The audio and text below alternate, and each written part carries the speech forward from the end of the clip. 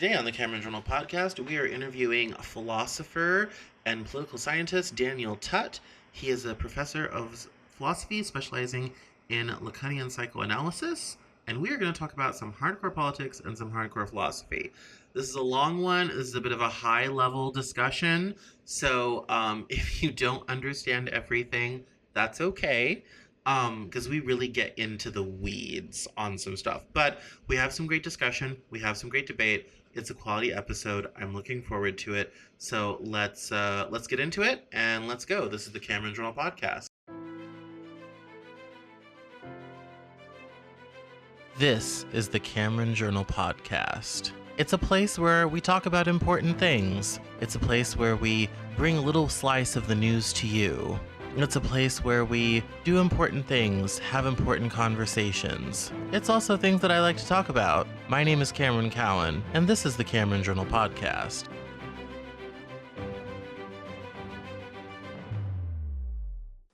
Today on the Cameron Journal podcast, we are welcoming Daniel Tutt to the podcast. He is a Lacanian philosopher, and he does political discourse from a very interesting philosophical perspective, and so we're going to be talking about some hardcore politics and hopefully not too crazy philosophy, because that goes right over people's heads today, but we're very excited to have him on the podcast. So welcome, Daniel. How are you? I'm doing well, Cameron. Thanks for having me. It's nice to be here. Yeah, excellent. Thank you. So for those that don't know, why don't you give us a little bit about your background, what you do, and how you engage in the political discourse? Yeah, I mean, I still consider myself like an eternal student. I think anybody that studies philosophy, because of the corpus is so massive, it's probably more humbling to consider yourself a lifelong learner to a certain extent. Although I have a few degrees and higher degrees in philosophy, and I focus on the continental tradition, and within that, I look a lot at ethics and politics. But, I'm also interested in religion, and I've done a lot of work on Islam and Middle Eastern issues as well. So I have a strong interest in linking that work with my work in philosophy. And then finally, I'm as you mentioned a moment ago, I'm probably my primary interlocutor, sort of the thinker for whom I've probably written the most about or have thought with and about the most is Jacques Lacan, the French psychoanalyst of the mid to late 20th century. So, I really come at this after starting with an interest in poetry, which kind of spawned to, of course, the natural desire to become a poet, and that didn't exactly work out, but I think for the best, because it allowed me to springboard into philosophy. So philosophy, I consider, a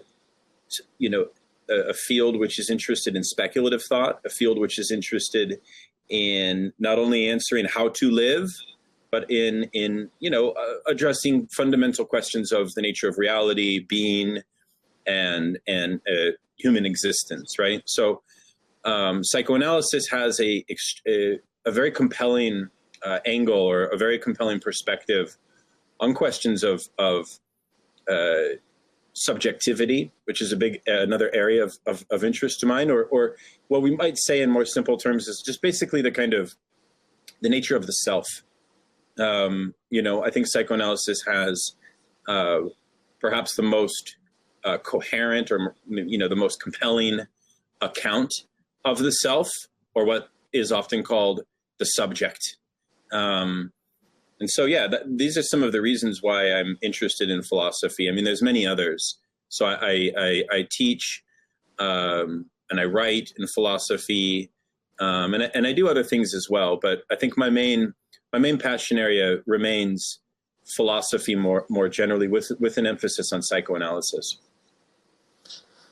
Yeah, why don't for those that don't know as much about this, maybe you can give us an idea of what Lacanian psychoanalysis is, because that word's a bit of a misnomer. It's not what people think it is.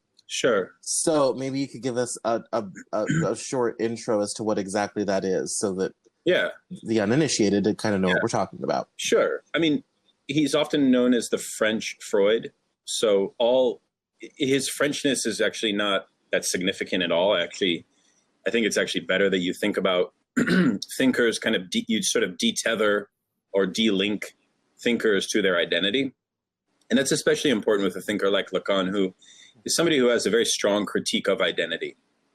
And, you know, he called his teaching a return to Freud, and he considered himself a Freudian throughout his entire career of teaching. And he was a very provocative figure.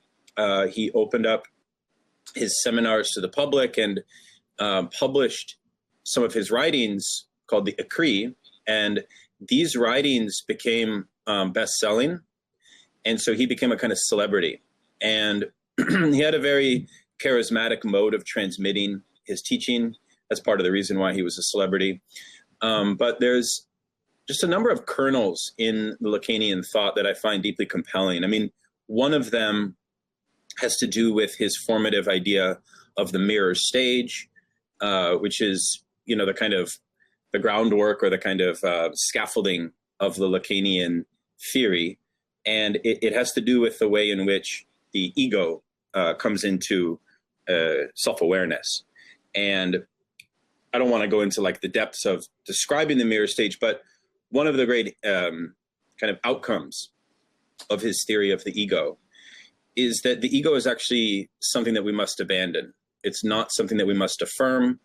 And this actually put him very much at odds with the mainstream psychoanalytic establishment, so much so that he was barred from the International Psychoanalytic Association.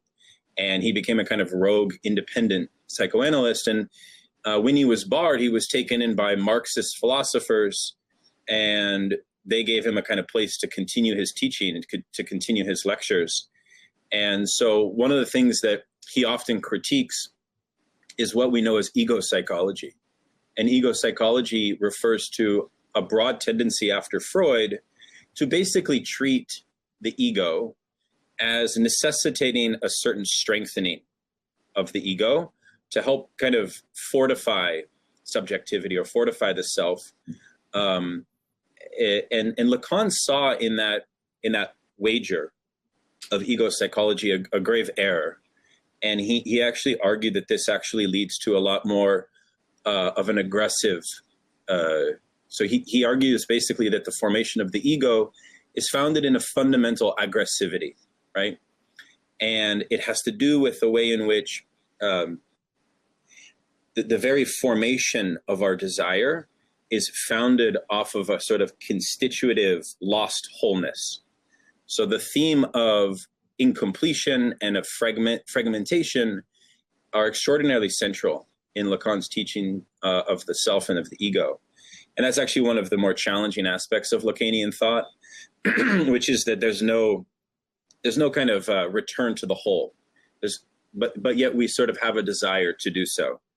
And so that's one thread that I really like from Lacan. The other thread that I like from Lacan has more to do with kind of some of the political importation of his thought for helping us understand the way in which collective subjectivity, so not just, you know, the singular monad of the self, but collective subjectivity comes into self-knowledge, but comes into what are some of the kind of pitfalls, and some of the pitfalls of thinking things like solidarity or thinking things like collective, even like the idea of the public sphere as composed, you know, of some possible communication, like the dream of communication studies, which we would have a kind of transparent polis in which we can kind of deliberate as good democratic liberal subjects in a clear way. Psychoanalysis really problematizes that because it shows the way in which fantasy it always interferes. And so one of Lacan's main teachings is that there resides a kind of fundamental misrecognition that blocks the idea of positive communication, right? So I think for this reason, a lot of Lacanians have somewhat of a bad reputation because they are often perceived as, kind of prophets of impossibility, prophets of the who constantly problematize certain. Yeah. And so I think that's not a charitable reading, though. Actually, I think some of those insights about the fundamental pitfalls of human communication kind of link back to Freud's fundamental discovery of the way in which subjectivity is founded in primary narcissism, right? So narcissism is not seen by psychoanalysis as some kind of aberration. It's not seen as something which is exceptional, but is rather constitutive, right? So we're all undergoing the different stages of narcissism for which we have a certain proximity to, right? So I find that to be a very useful kind of mode of understanding how we exist as political subjects. And I think I'm very much in line with Aristotle when he said that you cannot really think the human being outside of a political being, right? So we are fundamentally political beings. And with that, I think that psychoanalysis further problematizes that very status of our political subjectivity. And we can talk about that. Yeah, well, I've got a couple thoughts. One, I think everyone needs a break. That was amazing. But we need to breathe. Take in what we've just experienced for a moment. I am surprised with Lacan's relationship to the ego, how very Eastern that is for a Westerner. Yeah. And I think I've never been a huge fan of the whole "we must destroy the ego" thought. I don't think that works. I think if we don't have a certain amount of ego, we're not going to be able to accomplish certain things. I mean, yes, there are some significant downsides to that. Those are present.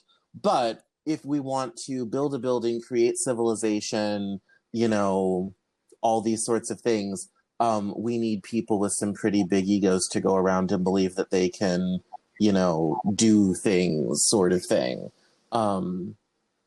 I think when you get rid of the ego, you end up with a sort of statism and stagnation that ends up not being healthy because you can't make any progress forward. So I that's always kind of struck me as a bit odd, which is why I never got into Buddhism. And I think I think that's partly because of my own personal background, having been in a situation where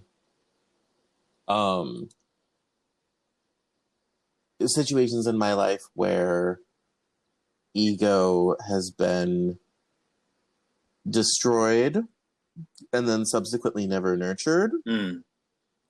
I can see where that causes a lot of psychological problems and a lot of stagnation. And certainly politically speaking, it has consequences as well, because it's very difficult. I mean, everyone complains, oh, politicians are a bunch of shallow narcissists. Well, yeah, consider what you have to do to get into elected office. You've got to think an awful lot of yourself and be willing to get people's attention in order to get enough people to vote for you in order to get power in a democracy. Like, someone who doesn't have a bit of narcissism is not going to last very long in politics. Like, you have to be willing to take in what good things people say about you, deal with the slings and arrows of the people that don't like you, especially in the American system, which is fundamentally binary, on all that sort of thing, and still believe that you are the right person for the job, no matter what, that you have done so well in life that you should have the power to tell other people what to do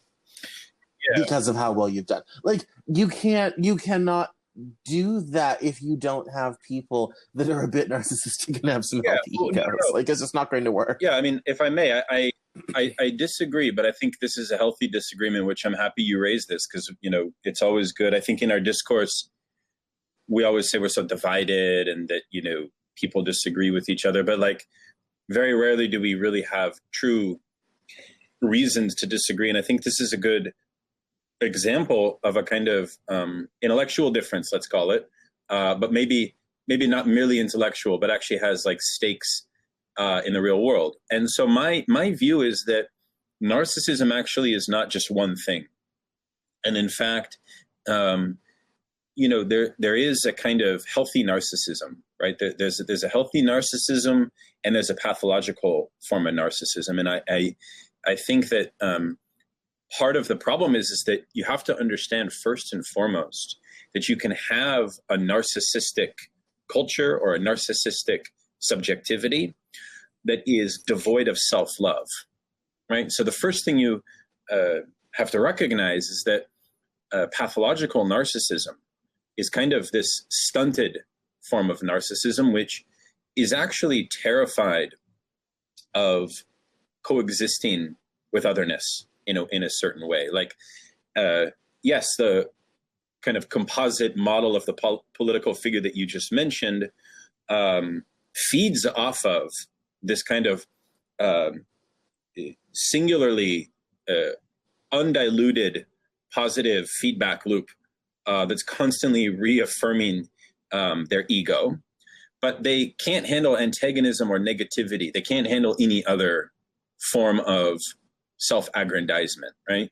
This is actually not a true form of self-love. A true form of self-love would be open to the very possibility of antagonism and to negativity. So I think one of the things we find, and I think there's a number of psychoanalytic authors I would reference, not only Lacan, but even Christopher Lasch, who wrote an incredible book called The Culture of Narcissism, where he really examines the rise of pathological narcissism as a kind of tendency of our culture, whereby our culture encourages that kind of pathological narcissism in order to succeed. And so the problem then becomes you have institutions that are led by pathological narcissists, right?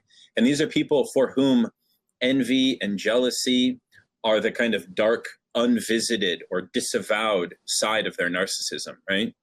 And so I think that it's not true. It's not true, in my opinion, that a project which would understand a healthy destruction of one's ego, that the outcome of that would necessitate, well, we're all lazy subjects that just like leisure time, or we lose some vitality. No, on the contrary, Lacan would say that the destruction of the ego leads to a greater vitality, and it leads to a greater autonomy, and it leads to a greater possibility of self-emancipation, okay? Because what you're no longer caught in the same resentment structure as the pathological narcissist, okay? So I fully disagree that, and you said that it reminds you of Buddhism. I think to a certain extent it does, but here's the difference. Lacan affirms desire. So he sort of has that Buddhist non-attachment to ego, yes. But he's also, one of the maxims of Lacan is to never give ground relative to your desire. But desire is a tricky thing for Lacan, because desire is also fundamentally out of your autonomy.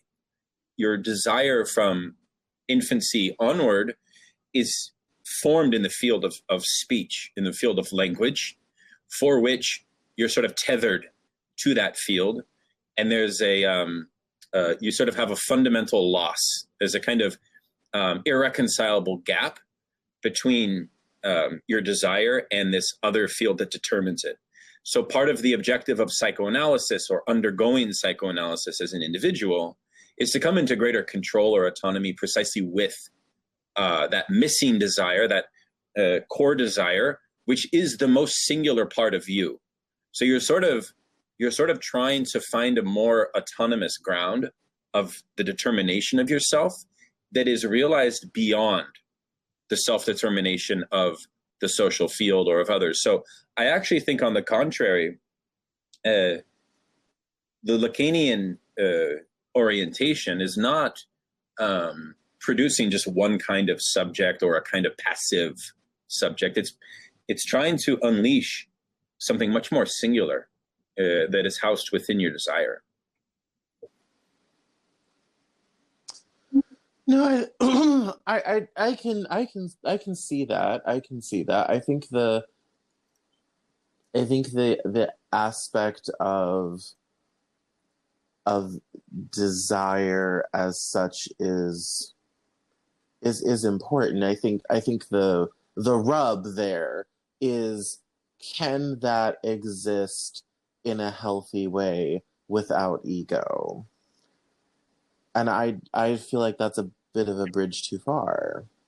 Yeah, but we haven't even defined ego, right? I mean, ego is fundamentally something not of your own making. I mean, ego is founded on a fundamental illusory status. Ego is founded, according to Lacan in the mirror stage, out of a kind of um, a wish to return to how we see ourselves as some kind of whole entity or some kind of whole self. But the very basis by which we see that wholeness is refracted through the field of our primary caretakers.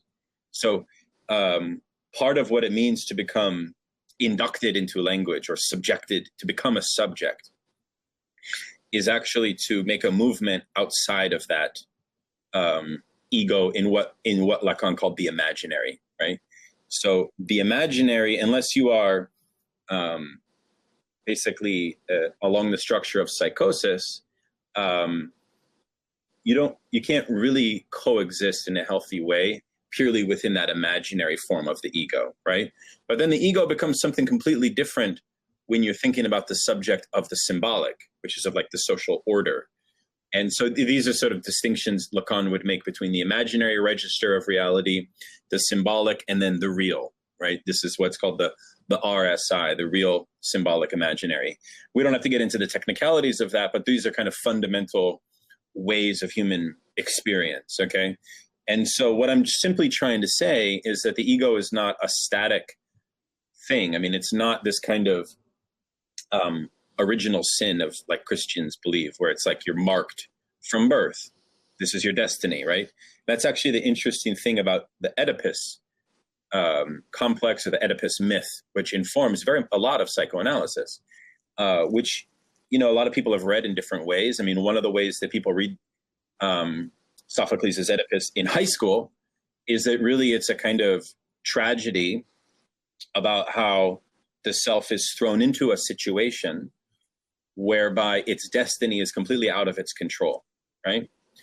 And that's a kind of fair reading, maybe, but Freud and Lacan actually offer a different reading of Oedipus, which I find more compelling, which is actually, it's a story of the kind of heroic quest of Oedipus to never give ground on his determined fate. So I think it's interesting if you think about things like your class position, or you think about things like how you are subjected. Maybe you have a disability. Maybe you are gender dysphoric. Maybe you have a condition which is completely out of your control, right? And this, I think so many people obviously are in this place, yet we live in a society which says you can do anything you want, you can be anything you want, right?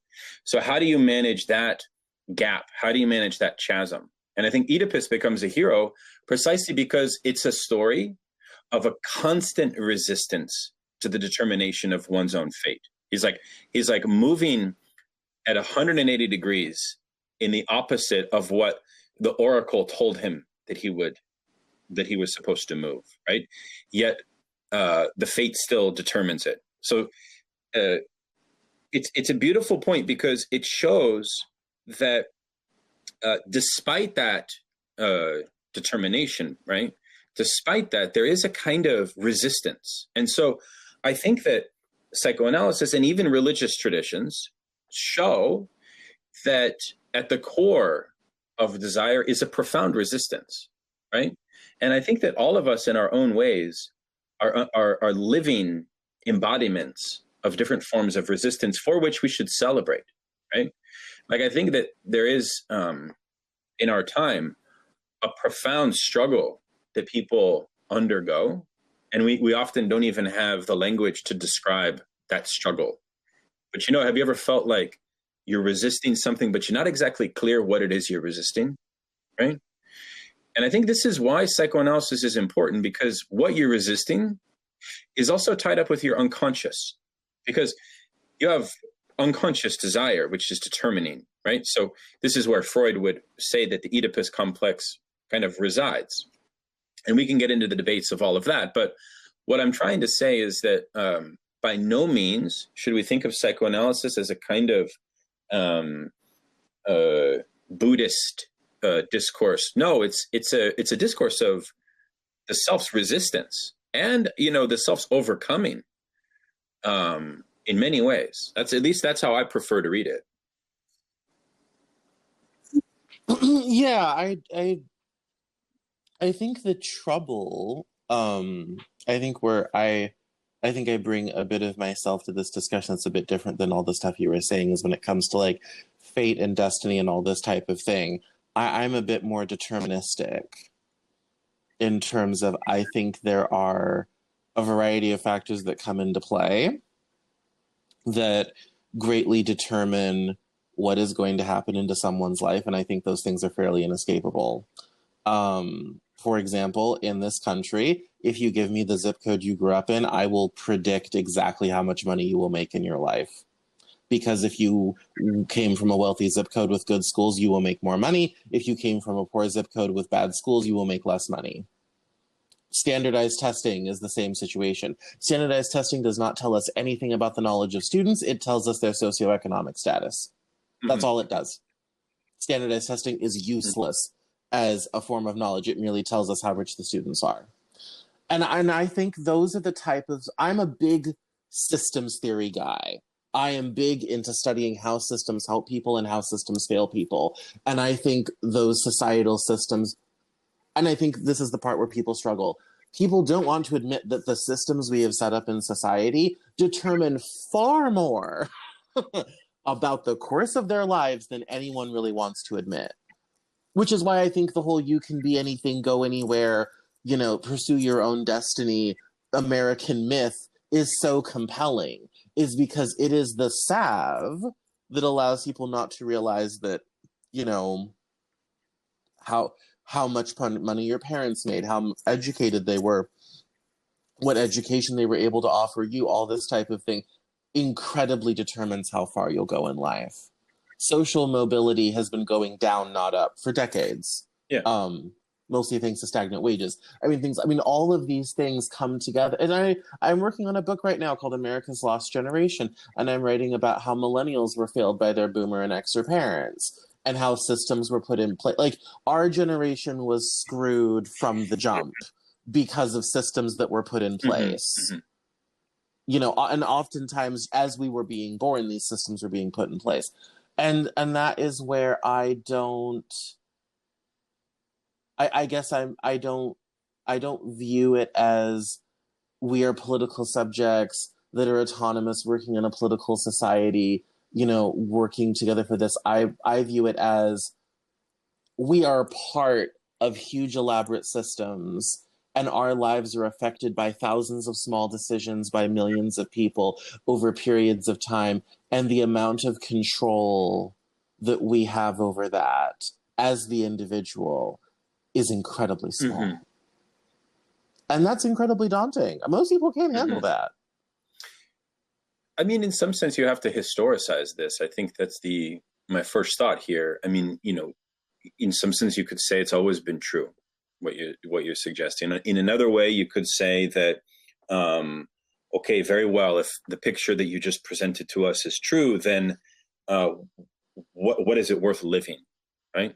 If all resistance is futile to the predominance of a kind of totalizing system, what's the use in living? And so what you're left with is a kind of what philosophers call a nihilistic horizon, a nihilistic politics, right? And I think that in my philosophical orientation, which is deeply informed by Marxism, so when I'm thinking politically, I'm very much... To the Warsaw Pact we go. I'm very much informed by Marx here, because I think you actually sound very much like a Marxist, although my assumption is that you're probably not a Marxist. But I think actually there's an interesting dynamic, which is in some sense, everyone today is a kind of intuitive Marxist, right? And I think that there is a certain strange dynamic whereby all of these mythologies of the Protestant work ethic, of be whoever you want, everyone knows that they have lost efficacy. Everyone knows that they have winnowed away somehow, that we've lost grasp from them, and we can see them for what they are. Yet one interesting definition of ideology is having knowledge that you've lost the efficacy of your ideology, but still believing in it, right? And I think that it's a coping mechanism, right? So, but that's the politics of our time. I mean, that is the fundamental problem. I put it in my book, The Death of the White Heteronormative Christian Narrative. The problem of our time is the American myths are dying. And 74 million people who voted for Donald Trump last year are very unhappy about that. And they are doing everything they can to hang on to the noble myth, while the rest of the country is saying, that's not working anymore. That's not true. It's horrifically problematic. We need to scrap it and start over. And this is happening in a country of whom a book was written entitled The Indispensable Nation. Like, this is the fundamental problem of politics in our time. I wrote about Karl Marx as a term paper subject in high school, which horrified my Republican parents and my Republican English teacher. And so I am not a hardcore Marxist. I am not. I own a business. I'm a capitalist. I would like designer shoes and a private jet. Thank you. I have no desire to live in a small Soviet apartment and drive a Lada. I'm good. Yeah, right. And by and large, communism. I have 2 degrees in political science. Communism doesn't really work. But the Marxist philosophy and critique of capitalism is brilliant, and I'm totally on board. Absolutely most brilliant critique of capitalism ever. And the fact that only in the last 20 years has critique of capitalism hit mainstream academia is a huge failing on the part of us in the West, who never looked at our own system long enough to criticize it. Until the financial crisis happened, and all of a sudden we're like, capitalism isn't working. Like, we should write some books about that. And we all set to work. And now you go to the bookstore and there's 10 books criticizing. Well, part of what you say is true. I mean, historically, we have to keep in mind that there's a strong history of socialism in the United States. I mean, it's a history, of course. Yeah. Upton Sinclair, California, in the 1930s. Yeah. Jack London, Eugene Debs. Yeah. It's not just been an academic thing. In fact, it only became an academic thing after the Second World War. I mean, before the Second World War, Marxism was in the streets. Marxism was in the labor parties. And in a huge way, especially during the Depression. The problem is, and part of this is good news, I think generationally, we will be able to get out of the thinking that Marxism is fundamentally a statist project. It's actually not true. What you say, this dichotomy that you just made between the kind of Soviet form of production versus the, American capitalist mode. I think that dichotomy no longer holds ground. Why? Because if you look at history, revolutionary moments upturn, like it's feasible for a revolution to completely modify a base of a mode of production. Okay. It just so happens that about 3 generations ago, okay, you had the Russian Revolution of 1917, which we should remind ourselves was a revolution which was like a hairpin close to also taking off in Germany and France. Okay. If that would have happened, okay, eventually it would have taken off in the UK, and then eventually it would have taken off in the United States. Okay. In that case, if that would have happened, this dichotomy that you're working with we don't even know what the world would be like. You see my point? So part of what I'm saying is a kind of alternate history thing. But part of what I'm also saying is that the distinction between the critique of capitalism within Marxism, which I think we both agree is a very sound one, and what we might call the political teachings of Marx, or to use a fancy term, the praxis, right, which is where the practical and the theory meet on the ground, right? Because Marx had the idea that philosophy is only good if it's put in the service of overthrowing the existing conditions. Because if we agree that the existing conditions are oppressive and exploitative and prevent people from leading lives of full flourishing, right? Prevent people from leading lives. I mean, a lot of it also depends upon how we valorize something like leisure time. I think in the United States, we're very disingenuous about leisure time because the truth is we're an entrepreneurial society, but we fetishize the entrepreneur. And once one becomes a quote unquote successful entrepreneur, then they're allowed to experience greater leisure time. But notice that in the very beginning point, nothing about leisure time was talked about. Yet that was the unsaid goal, okay?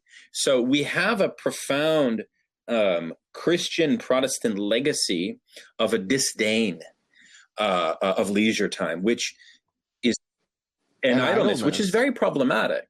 We are horrified of idleness and leisure time. And in my view, these things need to be elevated, and these things, and once they are, I think that the effects on our social harmony will be profound. I'm not saying. I mean, absolutely. Americans work more hours than any other OECD country. The pandemic has actually caused our number of hours worked to go up, not down. People thought with no commute time, people would have more leisure. The opposite has happened.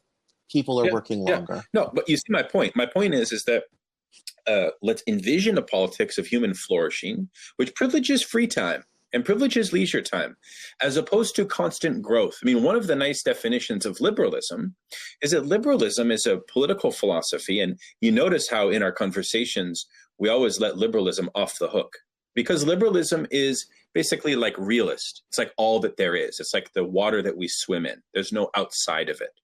But you know, what if there is, right? And I think it's in this way that we need to start proposing a new way to live, especially with global climate change, and a new way to live in which we're not valorizing productivity for the sake of productivity. We're not valorizing productivity for the immiseration and exploitation of the vast majority so that a few people can have leisure time and we call them great, brilliant entrepreneurs. This is very disingenuous. This is very disingenuous. If we had a society of greater leisure time, we would actually have much more what we can call contingency open up in the life of everyday people, because that's where human flourishing and harmony and happiness comes from, when we're not overwhelmed by some system that predetermines our fate like an algorithm, you see? So if we can get out of that, I think my proposal is that we're going to have a much positive effect on things like psychopathic violence, like these shootings. We're going to have a much more positive effect on racism. We're going to have a much more positive effect on the general camaraderie of our political community, right? So, but the problem is one of power, because one of the things we also haven't talked about is that the Marxist vision of power privileges class. Okay, so what that means is that class affiliation, which of course is always disavowed by the ruling class, like, you know, number one, yes, we do have a ruling class. And number two, it's a paradoxical ruling class because they don't acknowledge themselves as rulers, right? And in fact, it's even worse than that because they don't even have a compelling basis of aesthetics, of art, of literature, of culture.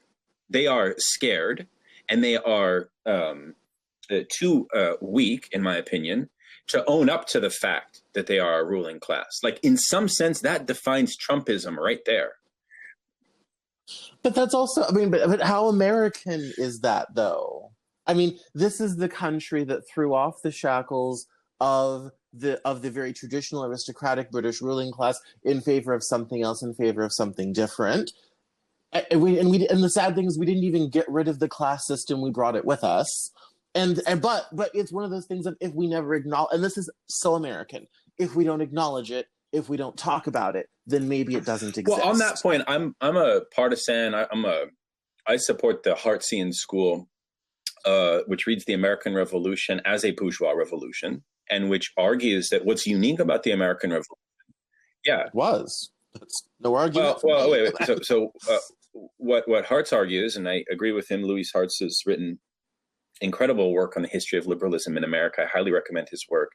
What he shows is that what distinguishes the United States from European revolutionary experiences is precisely the absence of feudalism, right? So what you had was a kind of merchant bourgeois and petty bourgeois class with the absence of a true peasantry. Now, we had slavery, which we've reconciled with civil war, onto civil rights, and so on. But from its constitutive origin, the kind of social contract of the United States for the white males of property ownership who were eligible to, participate as voting citizens, it was on that basis that you actually did not see a class system form until about 30 or 40 years after the founding of the United States. And it was really the late Gilded Age where you really saw stratification set in. And a lot of it also was tied to the fact that there was a huge influx of working class Europeans from different ethnicities after the worker revolt of 1848, where Marx wrote the Communist Manifesto. Once those people landed in the United States, then eventually you would see this kind of blossoming of socialism, which was really squashed at the point of the First World War, right?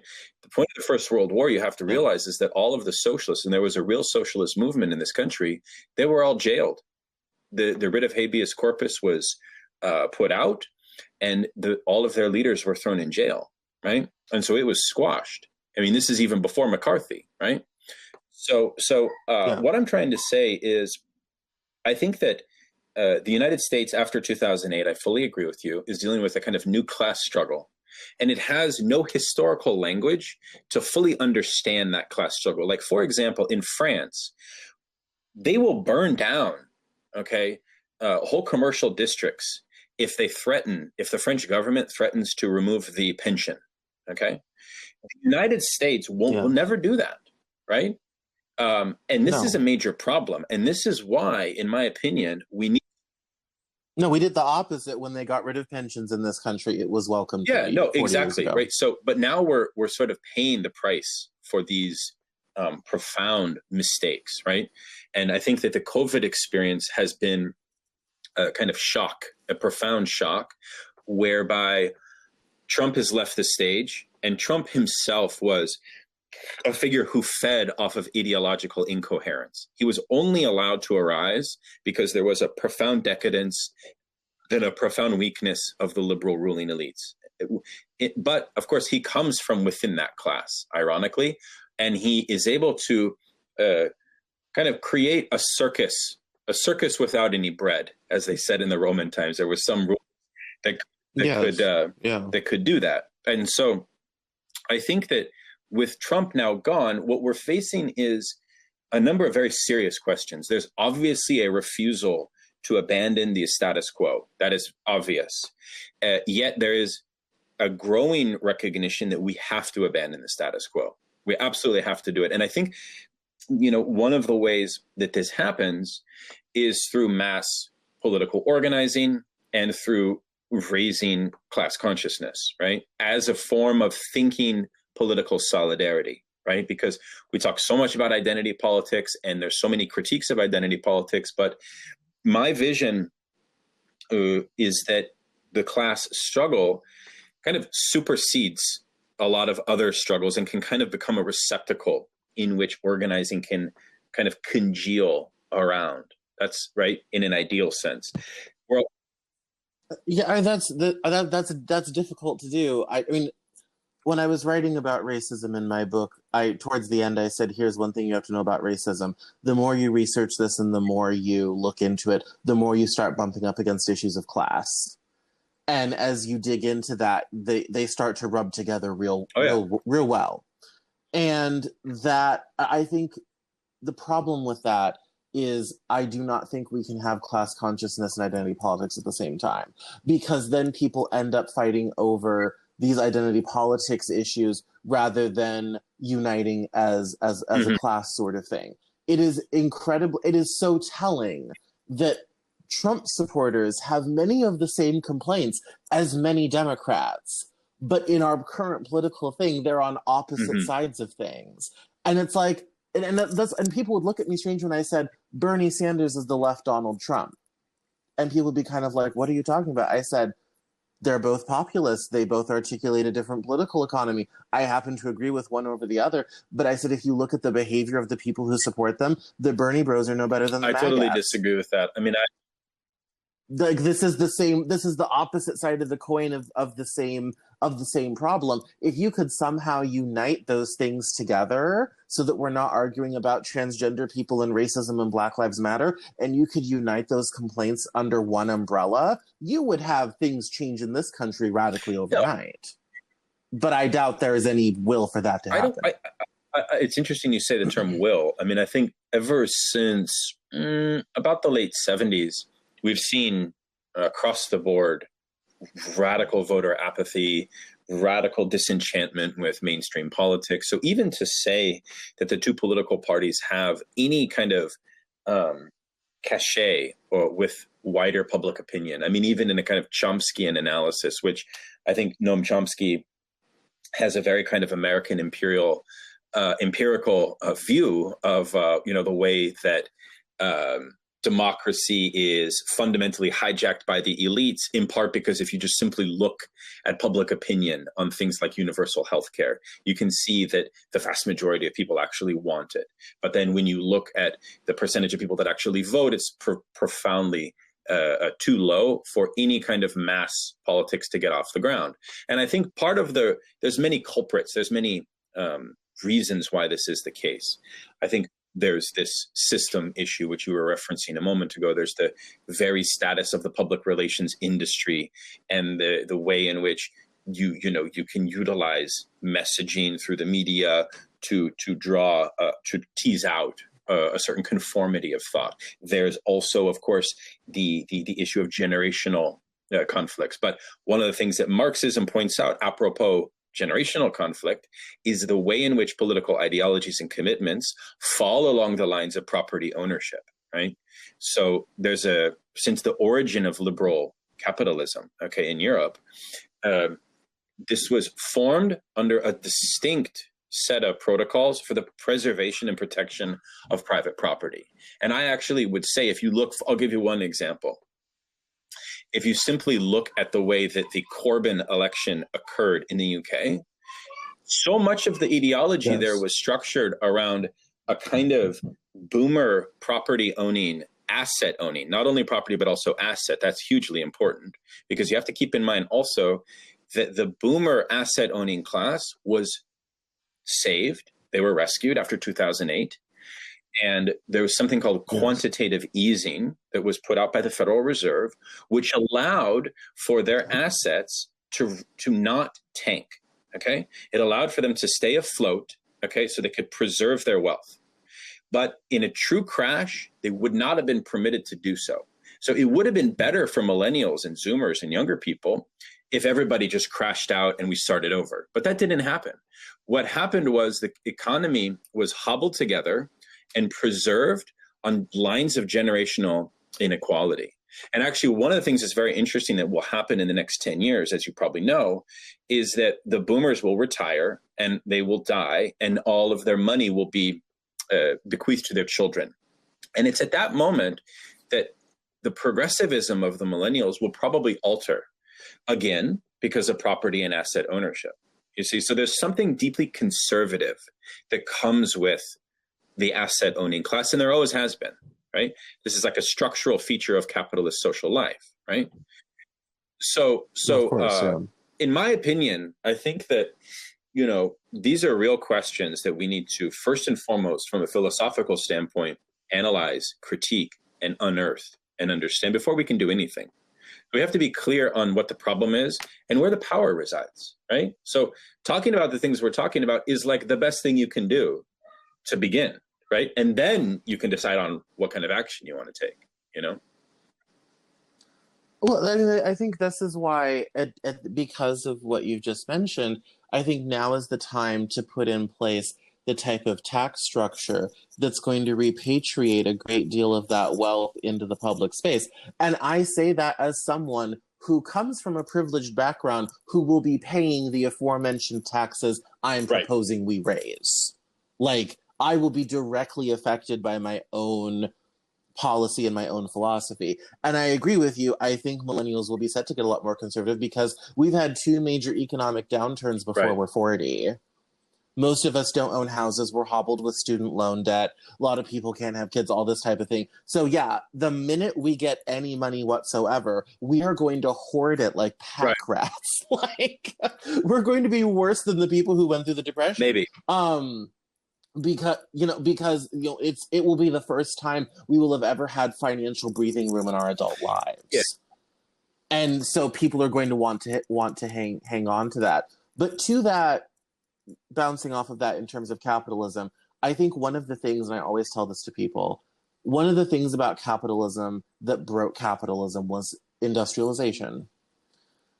Capitalism as an idea in the pre-industrial times of allowing traders and artisans and things like that to be able to make their own way and make their own living without a lot of mercantilist government interference was at the time a generally good idea. Capitalism in those conditions, I think, actually can work. When you start adding in major corporations, industrialization, formation of tons of capital and tons of assets, we've proven, we are a living case study, that capitalism does not work for most people. It works for I mean, this is a distinction that Marx makes between industrial and financial capitalism. And I think, it's obvious that the global economy has been structured by financial capitalism. And one kind of clean definition of financial capitalism is an economy in which the generation of money actually comes from money itself, right? So the majority of profits are not at the factory site, although the status of the factory worker or of productive labor is still at the heart of the production of capital valuation, which is a whole other story.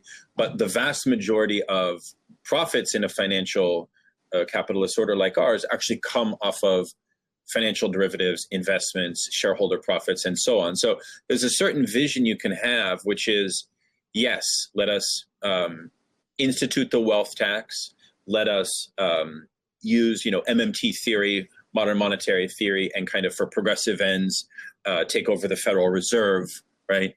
And begin a series of restructuring of social welfare, which would allow for, some kind of increase in general social harmony. Like in my neighborhood in Washington, D.C., it's a predominantly African-American neighborhood. And I remember very distinctly being at Walmart once the first stimulus came in under Trump, right? During, I don't know, whenever this late spring of 2020, right? And I remember the mood, because I'm very attentive to, being in public and the mood of a feeling, right? And there's hundreds of people shopping. Yeah. And I tell you, man, everyone was so just slightly more happy, slightly more calm in their face, less tense, right? So I think that part of the thing we also have to recognize, and this is very much a philosophical issue, is that as we continue to face crises in our life, from global climate change, and we have the pandemic, maybe we'll have more of those, we don't know, but we will certainly have more large-scale crises, that's for sure. I think that we may face a situation in which capitalism will have to fundamentally mutate to meet that reality. Otherwise, it will have to basically or could allow itself to basically be a kind of quasi-genocidal system, right? Now, some strong critics would say, well, capitalism already is genocidal in structure. I mean, look at what's happened with the opioid overdoses, right?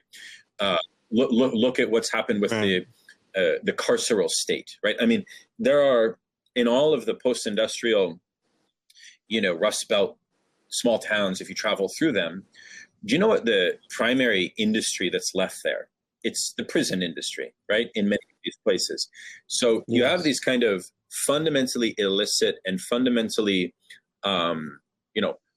almost like dark forces of labor, which are fundamentally disciplinary, right? Which are fundamentally seeking a kind of nihilist control of populations. And this is our future in some sense, but it doesn't have to be, right? And so I think the issue also is, for people listening to this or for people interested, okay, gain the knowledge, do the critique, and then ask yourself when you're done, what are you prepared to do about it? What are you prepared to do about this? You can choose to recoil. You can choose to fall back into a kind of nihilist pessimism or not. I think the issue is, what options are available to you to exit a kind of nihilist horizon, right? And it's where these things like, love and community and kind of higher purpose need to be put back on the table, right? What does it mean to really live? What does it mean to have reliance on others, right? These are questions which are very fundamental, but like very essential in my opinion.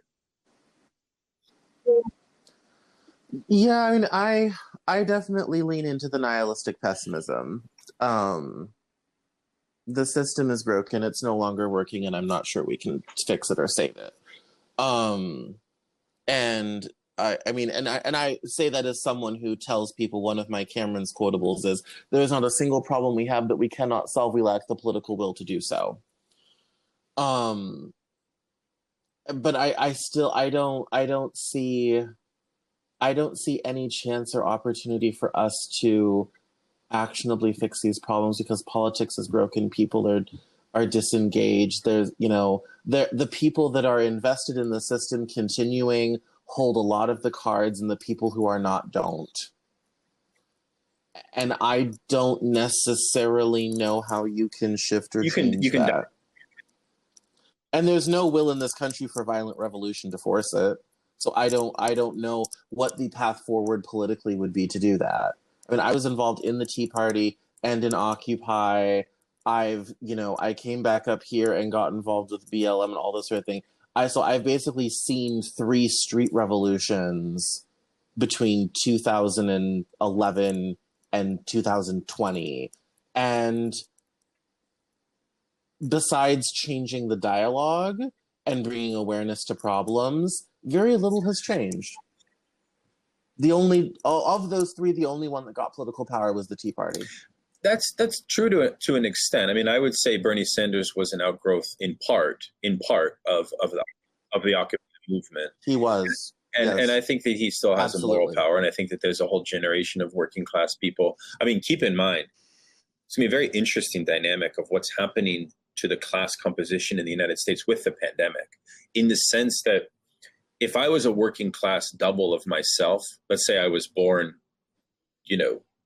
and let's say I was going to college or supposed to go to college at this time, based on my background, I wouldn't be able to go to college. Like I probably would have skipped it and gone into something completely different, right? I would have, or who knows? I mean, it could have been very bad. Like for me, I found my calling as a thinker, as a reader, as an intellectual. But it took time. It took me actually going and having experiences.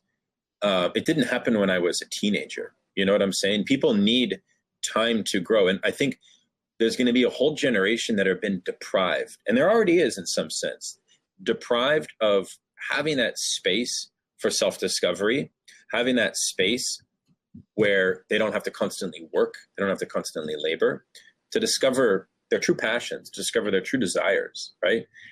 And I feel that in that sense, a whole generation is already deeply, deeply politicized, added to which you have a whole generation, irrespective so much of class position, deeply concerned about global climate change. So that creates the preconditions, that concern for global climate change, which is very real, creates the preconditions for a certain willingness, I would hope, to undergo the certain necessary sacrifices. Because when it comes to the will of the people and so on, one of the things I think you have to realize there is that there must exist a vulnerability of a collective solidarity which is willing to sacrifice something.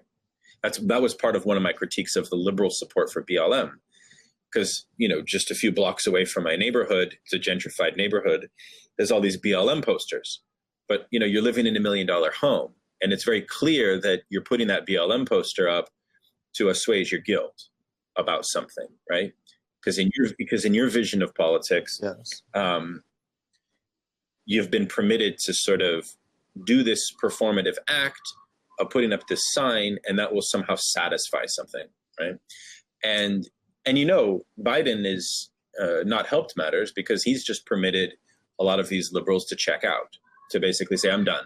I don't need to think about politics, right? Yes. So in some sense, it's very interesting because we're at a moment right now where the Sanders movement and this kind of millennial socialism very clearly has the energy, the political energy that I think it's going to take.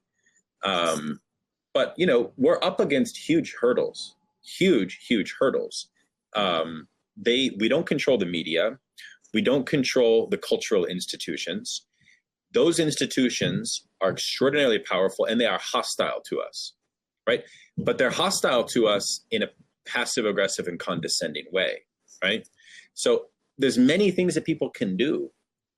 Raising class consciousness, joining a socialist party, doing theory reading groups of Marx. These kinds of things are very could be very life-changing, right? And I don't know. I think it's very important that we actually not give up. I don't even want to say hope, but optimism. Like there has to be a fundamental optimism for the possibility of seizure of power, the possibility of some new arrangement to come into fruition. And that's something that we should be willing to go all the way with, Otherwise, what is this worth? What is it worth? I think some of that, living this life, I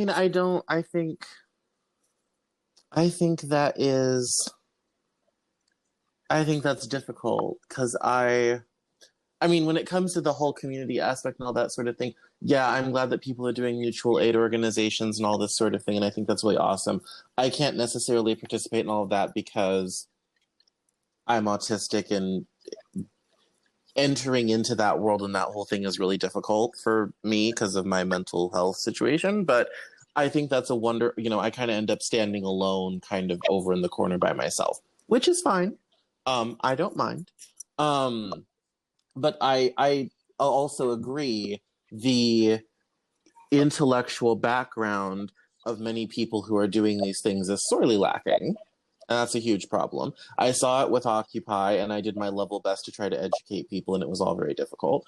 I think that aspect is also good.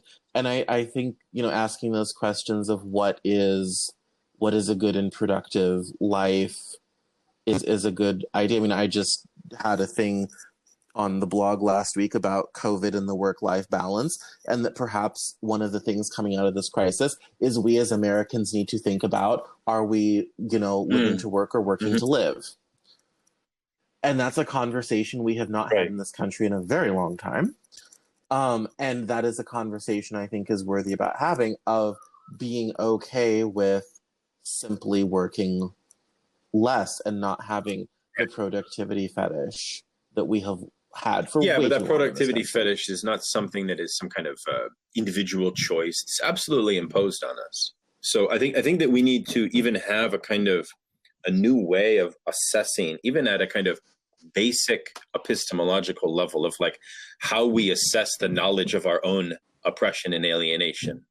We need to form a new language to be able to name and assign these things as what they are.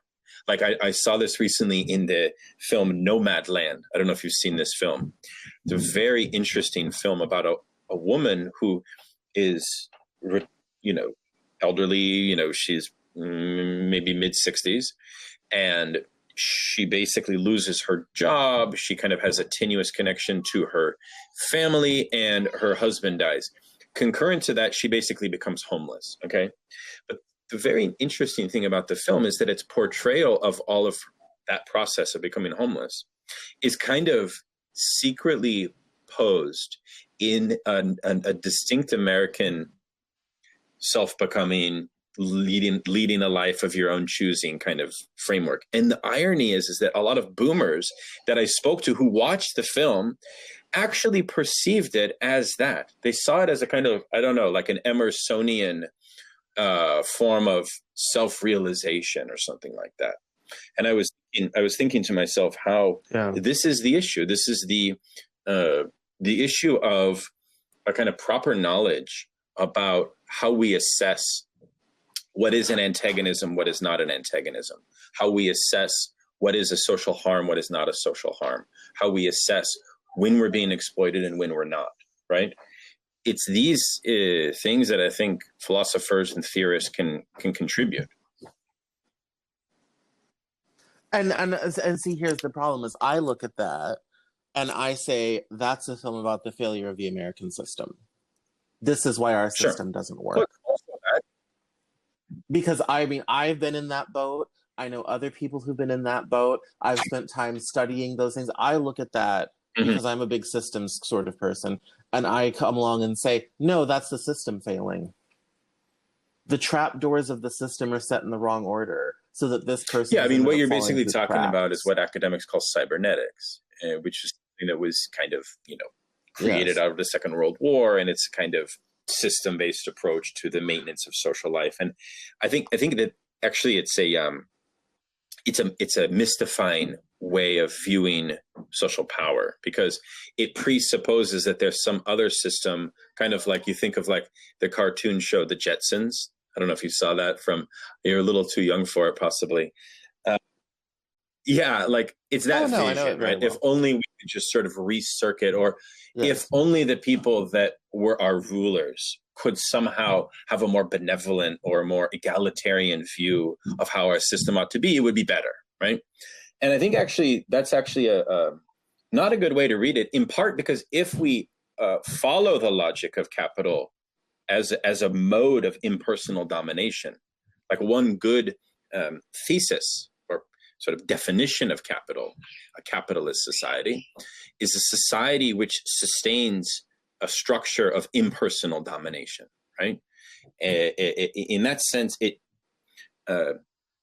compels each individual to adhere to the reproduction of its very system. So when we're talking about the system, we're talking about the necessity for all of us to work as active agents to further the valorization of capital at the end of the day.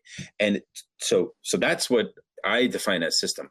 What I think cybernetics got wrong was to define system as some kind of bureaucratic thing that, people can kind of scientifically engineer. You can't do that in a capitalist system, because a capitalist system will always structurally create an underclass, will always structurally create something like the proletariat, which of course Marx defined as the revolutionary class. So I think that I'm of the mind that we need a kind of revolutionary action, and then we can reassess the system. But first we need to shake this thing up completely, in my opinion. Yes, and I think what is interesting, and certainly I think what caused me and a few other leftists to be kind of given pause, is the people hitting the streets and causing revolutionary action are not from the left, or from the right. Well, I mean, I always figured if anybody was going to storm the Capitol, I would be out front with a torch burning up curtains. And lo and behold, that was not the situation. I think that's the interesting fact is that the left is kind of doubling down on the system and trying to seize power within the current political economy. And there are many on the right who are done with that, and they're ready to do something more direct. January 6th being an example. I have a different reading of January 6th. I think January 6th was, organized, but I think it was mostly an aesthetic circus. I think it was not a reflection of any interest in a true takeover of government. I think it was performative. And I think it's best to be understood through the concept of the spectacle, right? I think it was actually very much narcissistically tied to the kind of, it's of itself, which, because its leader was Trump, right? And Trump is somebody who actually is this is my opinion, you may disagree. I think Trump is somebody who is pathologically narcissist, and as such, is not really interested in a kind of Machiavellian orientation to power, right? For example. No, I agree with that entirely. Because if Trump were a proper autocrat, he would have followed the crowd and seized power. Like, and he didn't. He was just having fun watching it on TV and was enjoying the attention. And it's like literally only by the virtue of his narcissism did we not have a dictator. Like, my friend in Russia called me and said, "How do you not have dictator? Like, what is going on? Like, in Russia, you would have dictator. Like, what's going on?" It's like, yeah, Trump just wanted chaos. And so we've had Trump before. I mean, there's a whole a very important thesis of historical repetition. You know, this, you probably heard this first as tragedy, then as farce, as a kind of logic of repetition from Marx. Well, that comes from Marx's essay on the 18th Brumaire of Louis Bonaparte. And Louis Bonaparte was a kind of relative cousin of the actual Napoleon, right? And when the liberal capitalist order in Europe in 1848 underwent a total crisis, Bonaparte elevated and became the figure who was capable of absorbing all of the various spectrums of the political ideology. For example, he called himself a socialist, but a conservative at heart, right? And in a way, it's similar to Trump. Like when Trump came into power, you know, he said, "I'm for the worker. I'm against globalization," right? These are not things you say within the context of financial capitalism, right? So he's a Bonapartist figure, is what I'm trying to say. And a Bonapartist figure comes about to paradoxically restore the liberal bourgeois order. And I think Trump did that. We just can't see it, but he did that.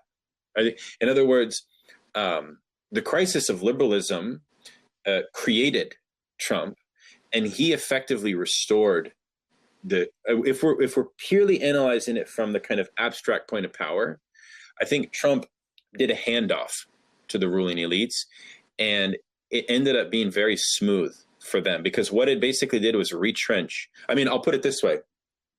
The ruling elites would be way more terrified if Sanders were to have gotten the nomination. Trump would still be president. And I firmly believe that. So at the end of the day, I don't know if you've ever watched this beautiful HBO series Succession, about the ruling dynasty family, kind of loosely modeled off of the Fox News Rupert Murdoch dynasty. Have you seen? Yeah, I've watched you did? Well, I love that show because they portray like ruling elites so well, because they portray the actual thinking of ruling elites, like how they think about society, as if the ruling elites are hardcore Marxists. Like in other words, they look at power in the same way Marx does. They look at it through class lens, you know, in this kind of abstract way of like these forces. And I think so much of the problem today is that we don't do that. We should be less mystified by power, I think. And I think that, we individualize power relations way, way, way too much. And we're compelled to. And that's what the ruling ideology tells us to do. But for the last 40 years, that has been the whole philosophy in our society. And it's funny, as someone who works in marketing and advertising, I say it's a very interesting thing in advertising happens in about 1978 or so. In ads before 1978, the focus is on some fundamental messages. Everybody's doing it. Everybody enjoys it. People like you are doing it. People like you enjoy it. You should fit in and do this. And, you know, this is a popular thing to do. At and about the late 70s, and certainly by the 1980s, advertising, there are simply fewer people in the ad. And that's how profound the change is. It goes to, you will have a great time. You will enjoy this. This is good for you. This is giving you a good life. It totally goes from an idea of group consciousness and group society into an entirely individual conscious and individual society. And when I teach advertising, I don't teach that philosophy when I'm teaching people how to do advertising, but I show people ads from the 50s, 60s, 70s, and 80s to show extremely effective advertising. Because it's kind of the golden age of Madison Avenue. But and you can see other shifts, like between the 50s, all the characters are married family people. Right. And by the 60s, they're young people. Right. That's a huge societal shift from the energy of one group of people to the energy of another group of people. And similarly, you have this shift from the group to the individual. And it's in everything. It's in cars, airlines, breakfast cereal. I mean, everywhere. The individual becomes the primary. And that has infected every aspect of society. Finances, retirement, consumption, recycling, right. global warming, all this type of thing. The individual cannot solve global warming. We have to stop the corporations who contribute most of the pollution. Yeah. That's how you fix global warming. You know, you have to undo agriculture that takes out of the earth more than it ever even gives back because it's fundamentally exploitive. Like, you have to green the most green thing because that system is broken. And that takes change at the absolute corporate level. And these corporations, of course, because it costs money, are very resistant to this whole idea. But we never fail to blame the individual for the failings of the system. And that's where my problematic as I look at it and say, it's not you, the individual, that's the problem. The system you're in is the problem. Yeah. And that gets into a very uncomfortable conversation most people don't want to have, which is probably why I'm not very popular. No, I think we agree on that. I think there's much we agree on there. Absolutely. Yeah, absolutely. It's very interesting. I appreciate that. Yeah. No, we're at 75 minutes, so we should do plugs. This is the part of the show where you tell us where we can find you and interact with you, buy books, etc. Oh, so sure. You can go check out my Twitter handle, which is just my first and last name, Daniel Tutt, at danieltutt.com. So one of the things I've been doing in the pandemic is I've been doing a lot of seminars online, and that is at torsion_groups. If anyone's interested in learning more about some of the seminars I offer, I have a lot of really cool philosophers and psychoanalysts that come and offer lectures. And then I also have a podcast of my own called Jouissance Vampires. And jouissance is a Lacanian term, which basically is translated into enjoyment. So the enjoyment vampires, which you can find on all the, Apple podcast services. And then, my writing is also on my website. I have a book coming out in a couple months, actually, on Islamic politics and ethics, which should be pretty cool. And I'm working on just a number of different essays. I'm actually working on a big essay right now on narcissism. So I'll share that with you when I have it published. And I just got finished writing really what I think is a pretty good essay on the lumpen proletariat, which is the kind of proletariat below the proletariat in Marx's understanding. And I basically try to ask the question, what is the lumpen proletariat today? So that's something which very much is linked to this Louis Bonaparte figure, because Louis Bonaparte, just like Donald Trump, was brought into power by the lumpen proletariat. So I still very much think we should talk about class and include that category of the lumpen proletariat, although many people disagree with me on that. So those are some of the things that might interest you. No, that's perfect. Thank you very much for coming on the Cameron Journal podcast and educating us and having these conversations. I really Let's do it again, Cameron. It was a lot of fun. Thank you. I'm happy to be with you. That's all for this episode of the Cameron Journal podcast. Thank you so much for listening. Visit us online at CameronJournal.com. We're on Facebook, Twitter, and Instagram. And I love to talk to my followers and listeners, so please feel free to get us on social media at Cameron Cowan on Twitter. And we'll see you next time on the Cameron Journal podcast.